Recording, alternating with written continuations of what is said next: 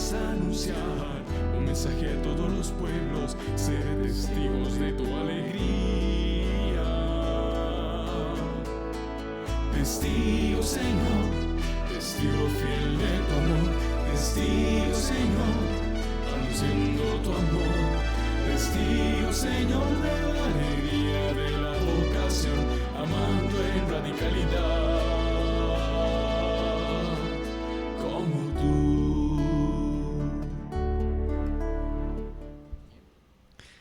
Muy buenas, queridos hermanos. Bienvenidos a un programa más de Testigos. Hoy tenemos un invitado muy especial y aquí es el padre Manuel Chavarría Estrada, formador de nuestra casa de formación del Seminario Nacional Nuestra Señora de los Ángeles, y aquí con su servidor Andrés Francisco Rojas Gamboa, seminarista de tercero de Formando Discípulos Misioneros de Cristo. Padre, muchas gracias por acompañarnos y compartir este ratito aquí con todos nosotros. Encantado, un saludo cordial a todos. Bueno, muy bien.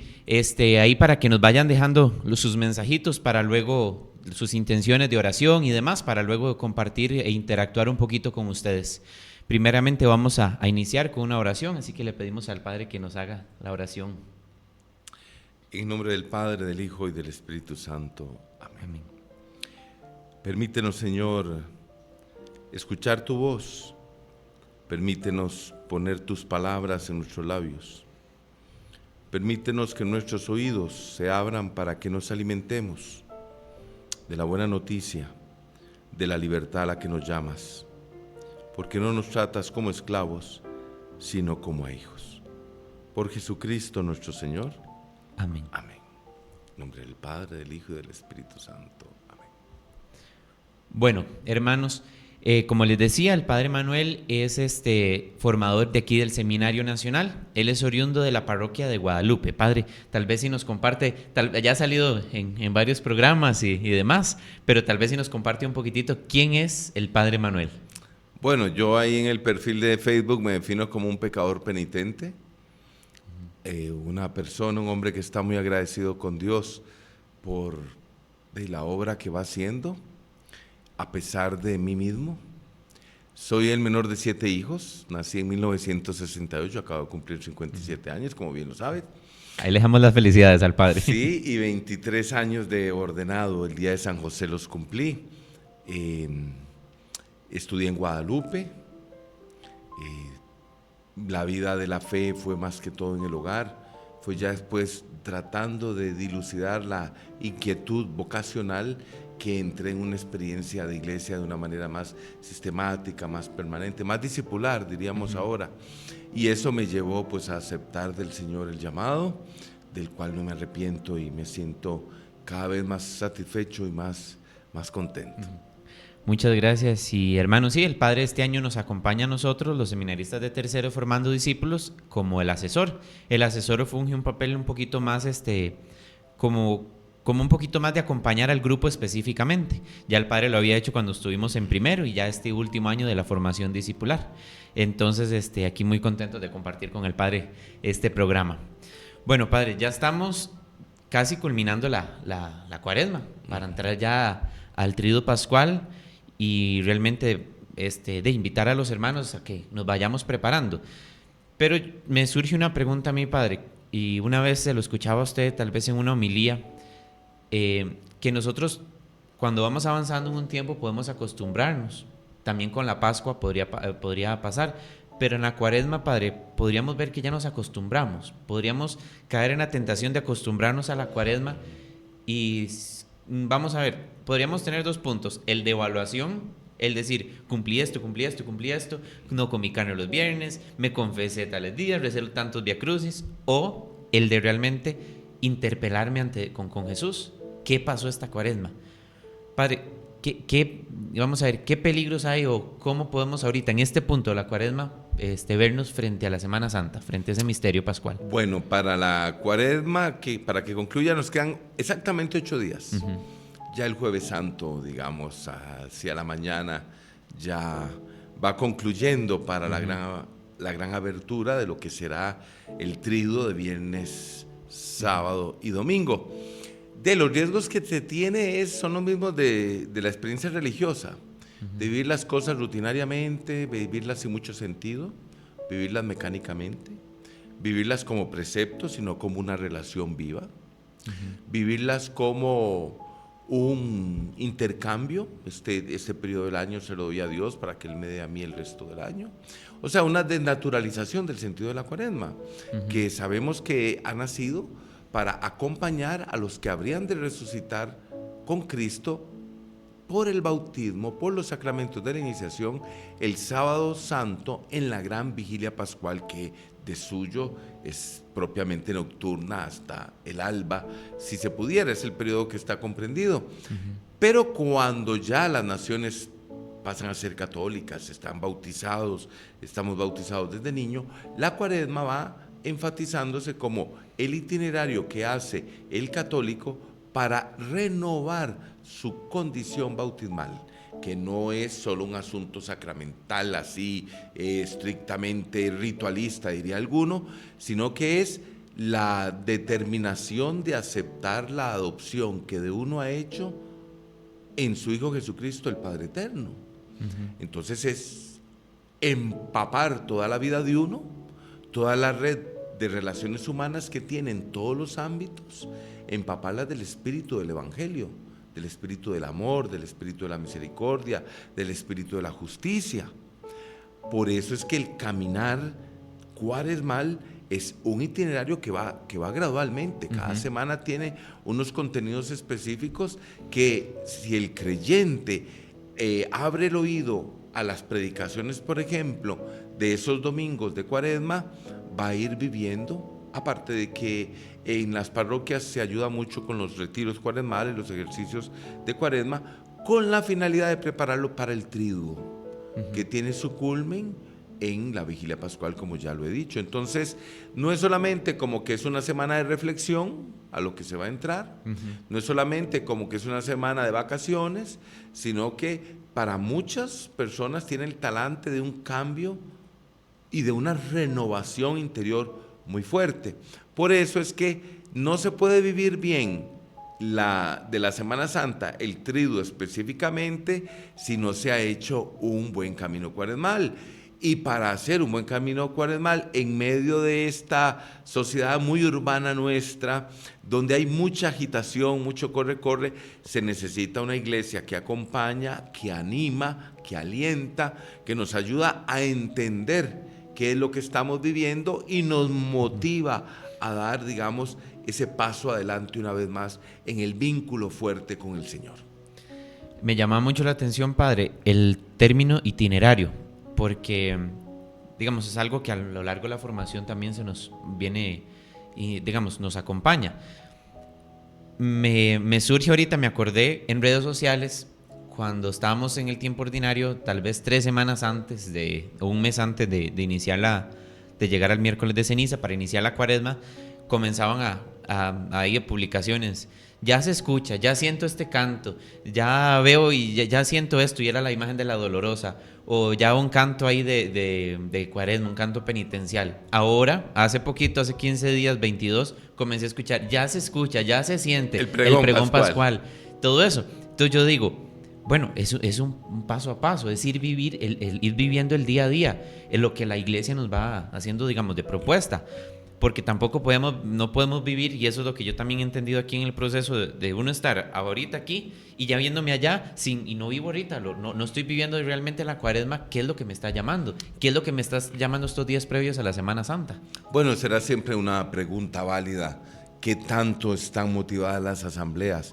Pero sabemos que las asambleas litúrgicas nuestras tienen multiformidad. Unas personas que están en sus primeros momentos de una conversión seria, otros que ya llevan décadas y tal vez están reafirmando lo que han vivido, profundizándolo, otros que se apagaron y otra vez están retornando. Entonces, siempre es muy difícil valorar qué nivel de aprovechamiento interior se pueda tener. Lo cierto es que la mesa se sirve para todos y se sirve de la mejor manera y con el mayor cuidado, muy atentos a que pueda llegar hasta lo más hondo. ¿De qué? De que el hombre venza a la muerte, de que el hombre venza al miedo, de que el hombre venza a la desesperanza, que se convierta en un agente de vida, un agente de esperanza, un agente de misericordia, de amor, que pueda dejar en la estela del olor a Cristo, así se suele decir, cuando por ejemplo se explica, entre muchas otras maneras de explicarlo, el olor, la fragancia que tiene el santo crisma con que se unge a los que son bautizados, a los neófitos, a los que son crismados en el sacramento de la confirmación, y también pues las manos de los que son ungidos como sacerdotes. Bueno, padre, ahorita avanzando en la cuaresma, como hemos estado hablando, surge una pregunta, el tema de las renuncias. Porque yo podría decir, bueno, en estas, como les decía al inicio, en esta cuaresma yo renuncié a la carne, comer los viernes, yo renuncié, me sacrifiqué y demás. Pero realmente esas renuncias que fueron una privación o realmente renunciar. El Padre nos ha insistido mucho en el proceso el tema de renunciar a los dioses, de renunciar realmente a lo que a nosotros nos da miedo, que nos amarra. Padre, ¿cómo distinguir o tal vez explicarle un poquito a los hermanos el tema de esas renuncias? Tal vez a veces de un mero cumplimiento de privarme de algo a realmente entrar en una renuncia. Entonces hay que hacer dos contextualizaciones. Una, el sentido de fondo, digámoslo, el sentido existencial. Le podríamos decir la cuestión querigmática del anuncio de salvación. Y la otra contextualización es dentro de el trido pascual, el por qué se dan las renuncias. Entonces, yendo a lo primero, tenemos que decir con cierto apuro, con cierta brevedad, que el ser humano primero nace, ¿verdad? Y uno va tomando conciencia de que existe, y este don tan valioso de la existencia lo va viviendo en situaciones específicas.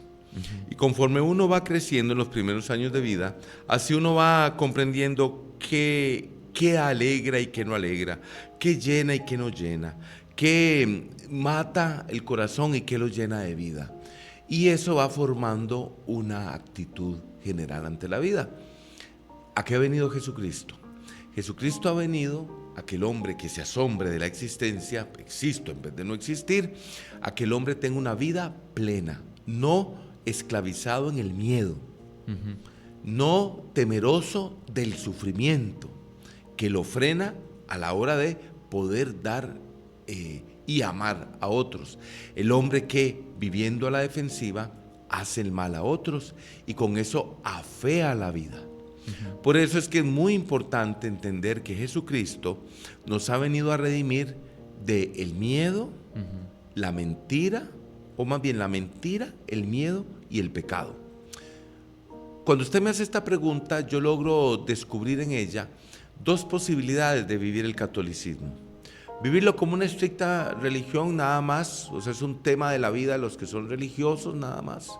Es un tema de una etiqueta, soy o no soy católico, y que se vive pidiéndole muchas cosas y favores a Dios a cambio de otros favores que uno le haga, o de que lo limpie del pecado y del mal. Pareciera que ahí se recorta la relación que Dios desde Él quiere tener con nosotros, porque al ser bautizados somos vistos como hijos, no como cualquier cosa. Entonces el Hijo viene a redimir de aquello que en la historia personal de uno, las malas experiencias que ha pasado, sobre todo en la infancia, lo convencen de que ese deseo de ser amado, tratar de ganárselo. Y tratar de amar como si fuera un premio. Amo a los que son buenos conmigo y no amo a los que no son buenos conmigo.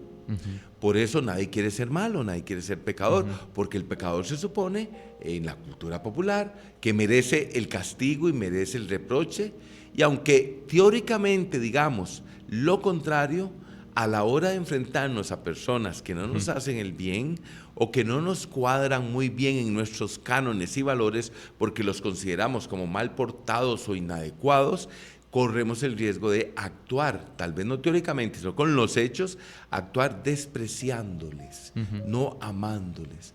Y Jesucristo ha sido un signo del amor del que el hombre se siente carente, porque en el que vive a la defensiva y por eso peca. A la raíz hay un sufrimiento, no quiero que me vuelva a pasar tal cosa. Quiero que me amen, yo merezco ser amado, tengo una dignidad. Entonces es un tema de vida, no solo de religión, es un tema en qué fundamento mi vida. Y uno va desarrollando la vida apegándose a ciertas fuerzas que le van dando valor, que la inteligencia, que la belleza física, que el dinero, que la apariencia, que el apellido, que tantas fuerzas. Y eso le pone uno tanto empeño a los afectos, a los bienes materiales, a las carreras, les pone tanto que vive como si el verdadero Dios no existiera y piensa que estas fortalezas que lo sacan adelante son como una especie de dioses, aunque teóricamente no lo diga, lo vive así. Y es capaz, por esos dioses, de renunciar. Pues hay gente que nosotros sabemos, aquel que nunca cerró la pulpería ni para ir a la primera comunión de los hijos, porque el dinero lo necesitaba. Y hay otras personas que dicen, mira aquella pobre, ve cómo está de flaca, pues deprimida, porque se le fue el hombre que amaba, que es que era un dios para ella, así dice espontáneamente la gente. Sí. Otros dicen, ay, es que el equipo de fútbol de sus preferencias lo trata como un dios. Puede faltar a cualquier cosa, menos a ver el partido o a presenciarlo en el propio estadio. Renuncia a tantas cosas valiosas por mantenerse a flote, porque piensa que esas seguridades le están dando la vida. Ese es el contexto de las renuncias. El hombre siempre renuncia, uno siempre se priva. El que va los viernes de Cuaresma, que ni por aquí ha oído esto de no comer la carne y del ayuno y qué sé yo, se va a comer sus chicharrones y todo y llega a las 2, 3 de la mañana feliz, bien parrandeado. Ha renunciado a darle una buena noche a la familia. Ha renunciado, porque todo tiene un coste, a cosas incluso de la salud. Entonces lo que en la iglesia practicamos como renuncias son expresiones de una decisión de la libertad humana. Te amo a ti, Señor. Eres el centro de mi vida. ¿Por qué? Porque tú te has querido parecer a mí donde nadie me ha valorado o ha querido parecerse a mí. Y que eso lo recoge Jesús en la cruz. Estamos en Cuaresma todavía, entonces en la cruz se viven las situaciones. Los que me conocen, esto me lo han escuchado miles de veces y siempre es tan necesario escucharlo. En la cruz se viven situaciones de humillación, fracaso, dolor físico, dolor moral, de ser traicionado, de no ser amado, y también la pobreza. ¿Quién quiere ser uno de estos? ¿Quién quiere ser un enfermo? ¿Quién quiere padecer un cáncer? ¿Quién quiere tener un Alzheimer? ¿Quién quiere vivir bajo un puente? ¿Quién quiere sustituirse por el otro? El amor consiste en sentir tu sufrimiento como propio, es lo que ha hecho Jesús en la cruz. Pero hay un grado más alto de amor. El amor significa también sentir tu pecado, tu debilidad como propia, no como motivo para destruirte, para alejarme de ti, para señalarte y lincharte, sino como un motivo para decir, eres mi hermano. Porque la protesta que hace Dios en la cruz es, ¿por qué hacen esto unos con otros? ¿Por qué hacen esto unos con otros? ¿Por qué? Porque viven en la mentira de que la existencia es un absurdo, que con la muerte se acaba todo y que nadie lo ha amado a uno. Entonces, ese es el gran contexto existencial. El contexto ritual es que el Sábado Santo, después de los ejercicios de Cuaresma, en que uno viene quizás herrumbrado de todo un año, necesita volver a ponerse en orden. Bueno, ¿en qué estoy siendo como que si yo fuera un Dios? ¿En qué estoy siendo arrogante? ¿En qué estoy siendo descuidado? Entonces la iglesia invita, ayune. Porque el ayuno tiene dos valores. El primer valor que tiene es entrar en comunión con Dios. Es la conversión personal. Y el segundo valor que tiene es la consecuencia de amar. Pero hay personas que se brincan en la primera, entonces no entienden las renuncias. Porque la primera es, yo, Señor, estoy muy arrogante, muy endiosado en mí mismo. Y vamos a ver si estoy endiosado. Voy a hacer ayuno, voy a privarme de esto, voy a privarme de ciertos alimentos, voy a privarme de ciertas diversiones. Y a ver cómo soy yo cuando no estoy abrazado a esas distracciones, a esos dioses, a esas seguridades. Y empieza a emerger el hombre viejo. Y se da uno cuenta que protesta, que es incómodo, que juzga, que critica, que se enoja. Y entonces empieza a cambiar. El ayuno lo lleva ¿a qué? A buscar razones, o sea, a orar. Entonces, lo segundo, la oración, sacar tiempo para la oración, no para los rezos mecánicos, sino para la oración, para el diálogo con Dios. Por eso todo esto va precedido de una palabra con la que la iglesia inaugura la cuaresma, la de la llamada a la conversión. Es la que le explica a uno el porqué. El que de esas predicaciones vibrantes de muchos de los párrocos, de los vicarios parroquiales, de los diáconos, para el miércoles de ceniza, invitando a la conversión, no adorando la píldora, ¿verdad? Diciendo, bueno, todos tenemos algo, Dios de todos modos nos quiere. No, Dios nos quiere, no le despreciemos. Entonces el contexto es bautismal, renovar mi decisión.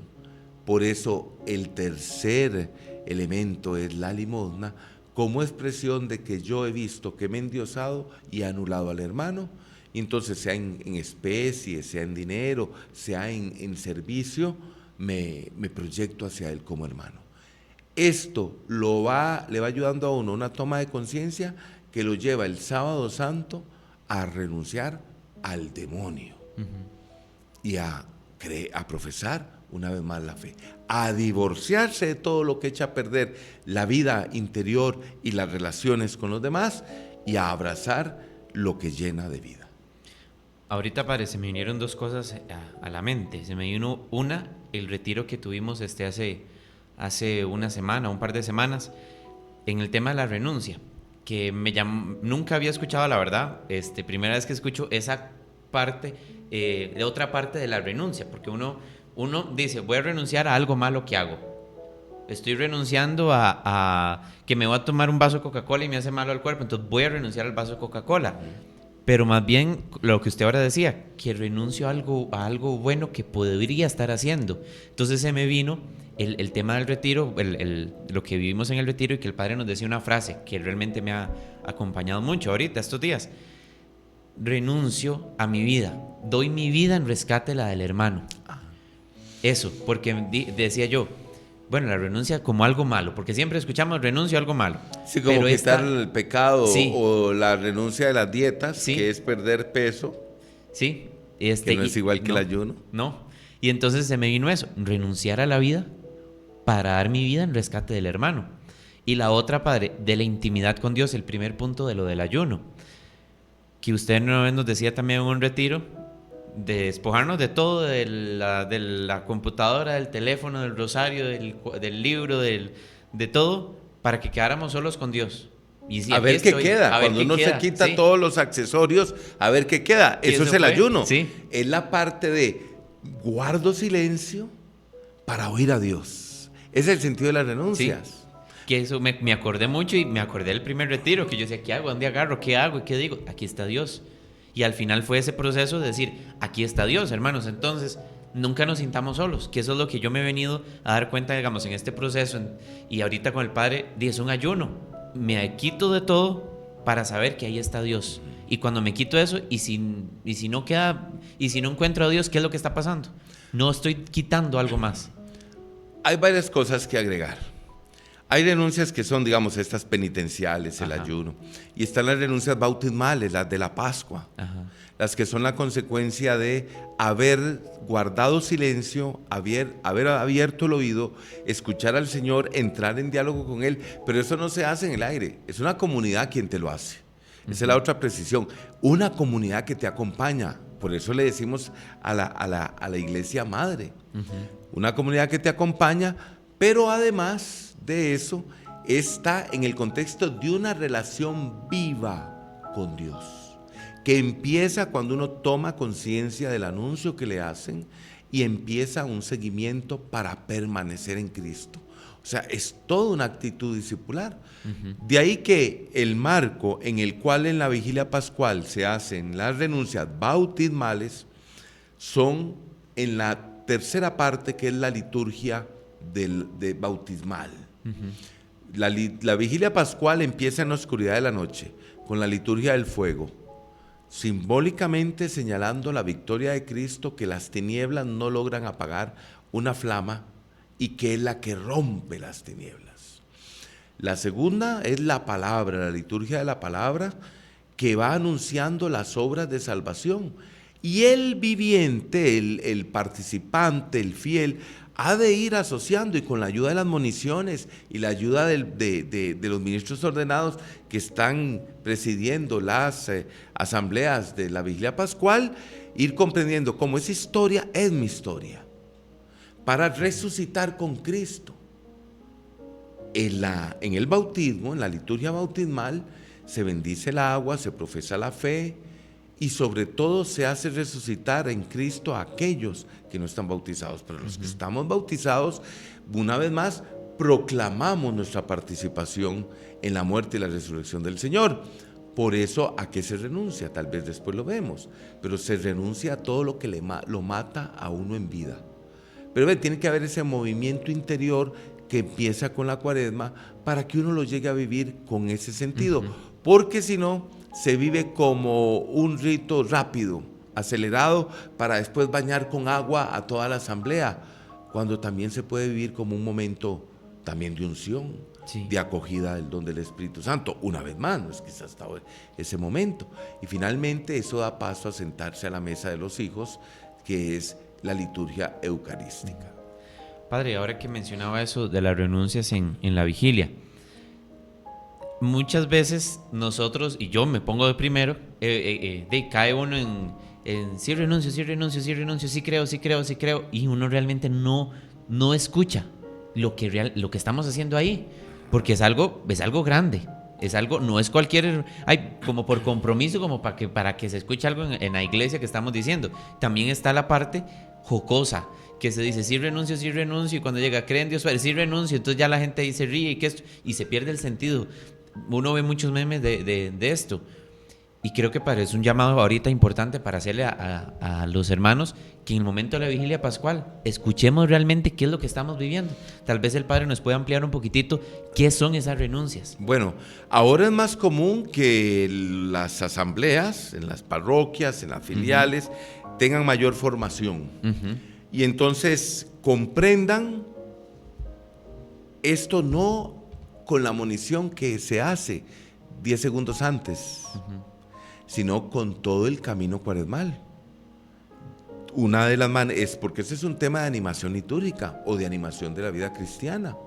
Uno de los temas de la Cuaresma pueden ser esto, y a las asambleas se les podría dar 2-3 semanas antes los textos de las renuncias para que los mediten, los reflexionen, los valoren, incluso junto con los exámenes de conciencia, para que así, con la confesión, ¿verdad?, que se hace dentro del sacramento de la reconciliación, se pueda unir también en el corazón esa ruta de la renuncia.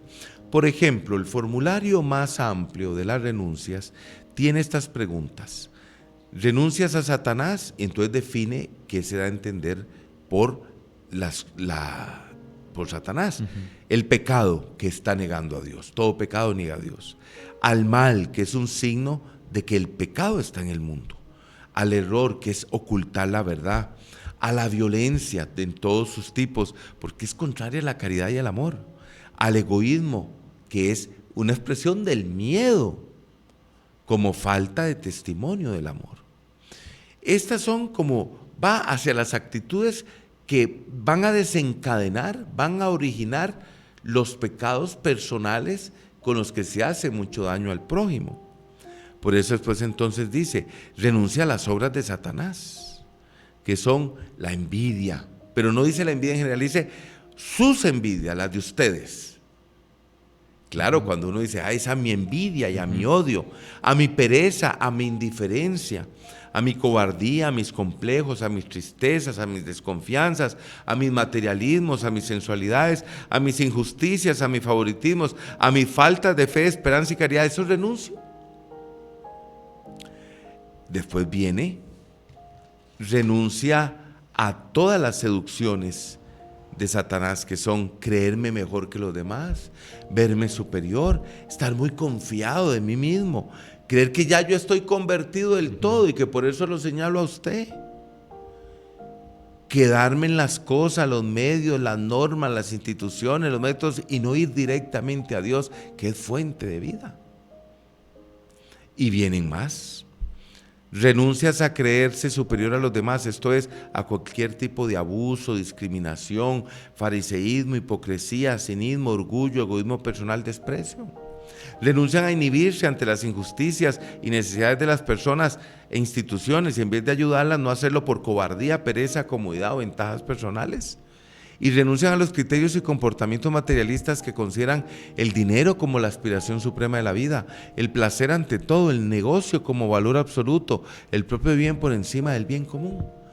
Ahora, a veces se usa la fórmula más rápida por cuestiones de tiempo, y habría que discernir muy bien eso de por cuestiones de tiempo, porque a mí me parece que esta es uno de los corazones, uno de los momentos cumbre de la experiencia del Tríodo Pascual y de toda la Cuaresma, que yo pueda públicamente expresar mi conversión. Pero si uno dice, renuncian a Satanás, renuncian a las obras, renuncian a las seducciones, creen en Dios Padre Todopoderoso, puede acelerarse el ritmo y perderse allí, como usted tanto nos lo está insistiendo, una experiencia espiritual y comunitaria profunda. Sí. Porque inmediatamente después de esto viene la profesión de fe. Creo en Dios Padre Todopoderoso, etc. Sí, padre, y en eso, la verdad yo nunca había visualizado esa diferencia de esos dos formularios. Y en este más corto, podríamos caer en la tentación de creer que solamente a Satanás como un sujeto, y no realmente a todo esto que nos lleva todas estas explicaciones que es Satanás también, que eso me pareció muy interesante. Esto se puede entender con una explicación de San Juan Pablo II en la encíclica Dominum et Vivificantem sobre la presencia del Espíritu Santo en la vida y misión de la Iglesia. Entonces él explica cuál es la acción del Espíritu Santo: convencer al hombre de que Dios lo ama, del hombre que no está bautizado y del que está bautizado. Y viene directamente, pero es que esto solo se entiende contra historia, así como uno paga contra tarjeta o contra efectivo. Solo en cada historia es como cada uno puede, en su historia puede comprobarlo, y excede la explicación al tiempo que disponemos para este valioso programa. El Espíritu Santo viene a convencer al hombre del amor que Dios le tiene y de su existencia y de las razones por las cuales se niega a creer. Entonces lo hace comprender que ha vivido de espaldas al verdadero Dios. Y no es un juicio moral, no es decirle que es malo, que es bueno, por eso hay que avanzar en la vida pastoral de ese encerramiento, solo la penitencia y la culpa, de esa culpa y de que me limpie y de la culpa, del miedo, que es el que se encadena, el miedo al sufrimiento desencadena el pecado, después de que es el que lleva a tener la culpa. Entonces, lo primero es convencer al hombre de que Dios lo ama, e inmediatamente el hombre se da cuenta que no ha amado a Dios. La certeza de que es pecador, o la certeza de que ha vivido de espaldas a Dios o engañado. Inmediatamente el Espíritu le ayuda a la certeza de que está redimido. Entonces así pide el bautismo o renueva el bautismo. Sí, porque ¿cuál es la obra del padre de la mentira? Así le llama la iglesia, así le llama Juan Pablo II en ese. Convencer al hombre de que Dios no lo ama, primero que no existe, que no lo ama y que su vida es la de un desgraciado, que se va a morir y que lo que tiene que hacer es vivir para sí mismo y que no se joda. Y en una sociedad por nadie, y en una sociedad capitalista como la nuestra, tan individualista, que nos empuja a tener que estar muy ocupados de nuestros asuntos, se consuma la obra de estar distraído y no oír la voz de Dios. Y entonces la obra del padre de la mentira es llevar al hombre a aborrecer a Dios, a aborrecerlo. Pero el hombre que abre el oído y se vuelve a Dios por algún hecho, situación de la vida, cuando ve su vulnerabilidad, abre el oído a Dios. Entonces, por eso es tan importante rescatar el conjunto de la renovación de las promesas bautismales mediante la renuncia y la profesión de la fe. Porque en esos segundos de contestarlo, esos 30, 60 segundos, no es que se te va a ir media hora. Sí. En esos 30 segundos que puede durar el diálogo de renovación y los otros 30 el diálogo de la profesión de la fe, puede haber una experiencia fuerte. Y si el agua va a significar entrar en el amor de Dios, que la sed profunda me es satisfecha y que cuando vuelva a brotar habrá otra vez ese torrente, entonces el matiz es distinto. Uh-huh. Pero si el matiz, puedo correr yo, Manuel Chavarría, de la alegría que nos da la vigilia y tirarte todo el recipiente del agua y bañarte y sentirnos todos muy gozosos y sonrientes, pero hay que discernir para ver cuál es la forma más adecuada a cada situación. Sí. Y esas no son las únicas fórmulas, hay unas mucho más ricas que se usan para la confirmación, por ejemplo, que yo no veo como que obste a que se puedan utilizar, porque vea que sus contenidos son, por ejemplo, renuncian a Satanás y a sus obras y seducciones, en concreto, a la presunción de orientar la vida al margen de Dios, creerse mejor y despreciar a los demás, pensar que no necesitáis nada ni de nadie, suponer que ya lo saben todo. Renuncian a Satanás y a las obras, que son usar el engaño, la mentira, la adulación, la hipocresía, preocuparse solo de sí mismos, no ayudar a los demás.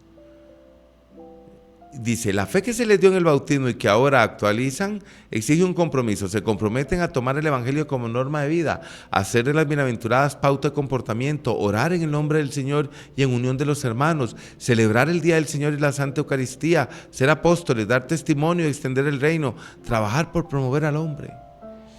Entonces creo que hay muchos de nuestros libros litúrgicos que los estamos desaprovechando porque tienen una gran riqueza, ya que se basan en la vida cristiana bimilenaria de los católicos. Y es que eso me confronta, padre, confronta a uno la historia de uno y ver no solamente decir, sí renuncio, sí renuncio por completo a todo esto que la iglesia me está proponiendo en estos formularios y lo que realmente Dios me está pidiendo renunciar. Y como te digo, tiene que haber una animación previa. Sí. O sea, con la monición que se hace ya a las 9, a las 10 de la noche o a las 11 de la noche, no es suficiente. Sí.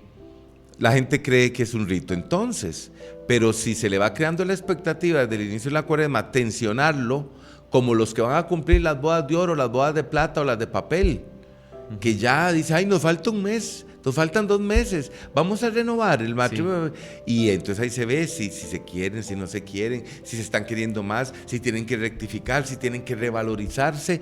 Eso es lo que debe de pasar en la cuaresma con uno en cuanto a este aspecto de la renovación bautismal, para llegar con la motivación profunda. Tal vez pastoralmente haya que rescatar mucho ese momento tan hermoso. Qué hermoso, padre, vivir una cuaresma en torno a esto. Y creo que, bueno, no nos pongamos tristes, porque si en esta no pudimos, por eso la iglesia nos va proponiendo cada vez más y no caer en un ciclo, digamos, de acostumbrarnos. Siempre hay algo nuevo. Y por qué no, en esta vigilia tal vez detenernos un poquitito y escuchar realmente eso, esas renuncias y presentárselas al Señor. Señor, estoy intentando por lo menos renunciar. Que pongan en los buscadores renovación, promesas bautismales, renovación, promesas bautismales, y ahí tienen 8 días, 9 días, 10 casi, porque de este jueves al Jueves Santo son 8 días. Sí. Y 2 días más son 10 en la vigilia pascual. Entonces pueden allí leerlas. Sí, bueno, se nos ha ido el tiempo muy rápido, muy entretenido ha estado, padre, muy bonito.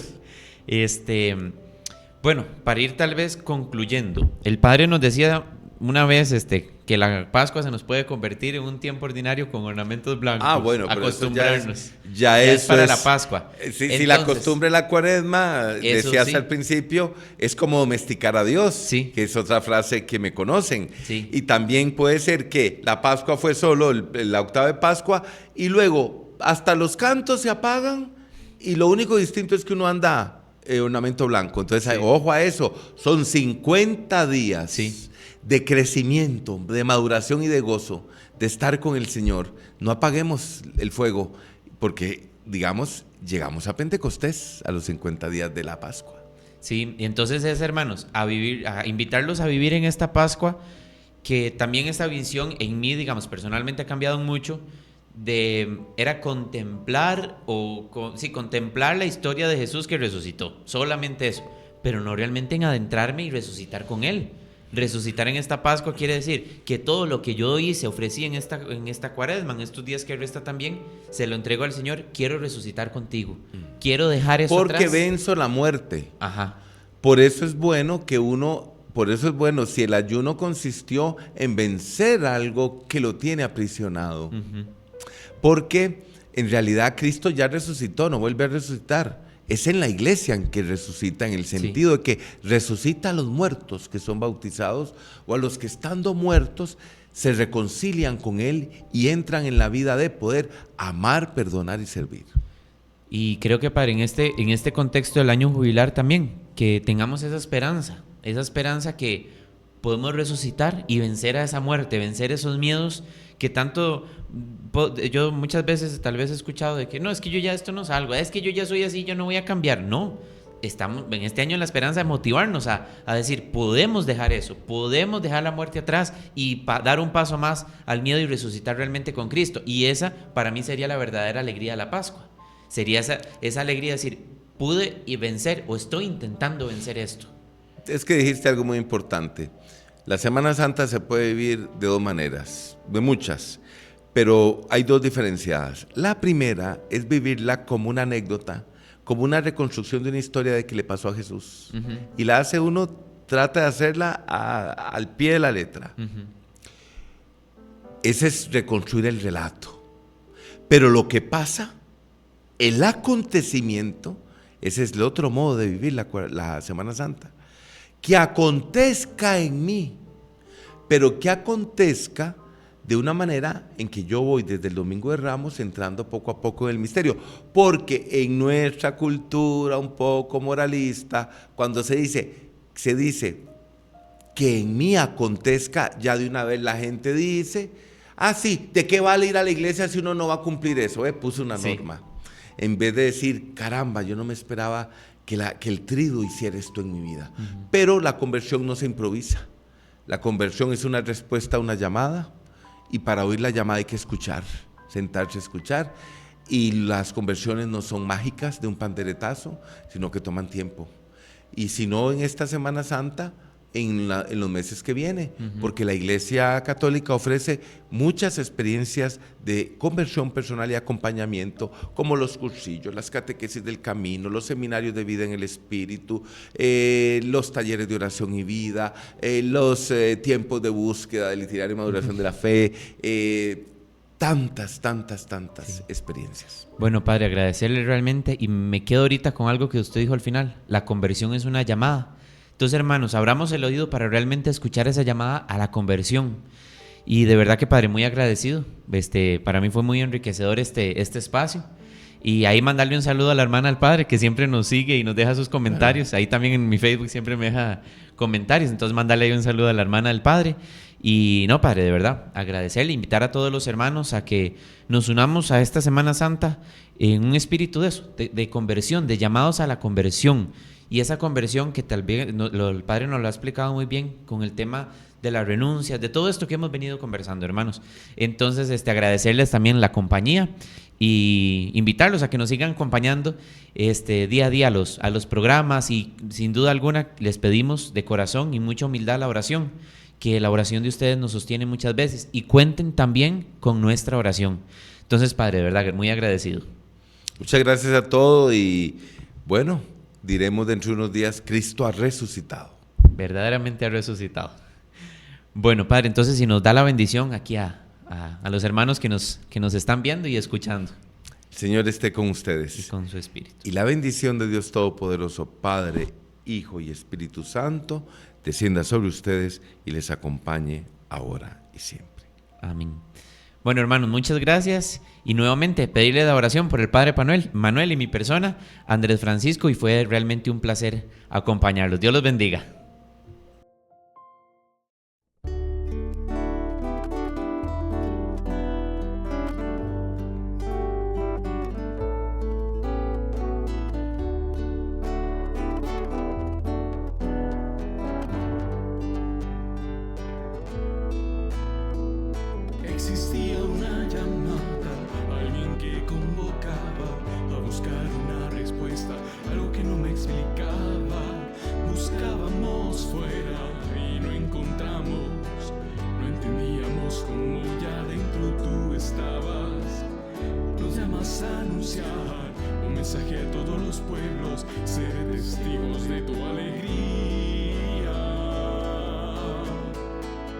testigos, Señor.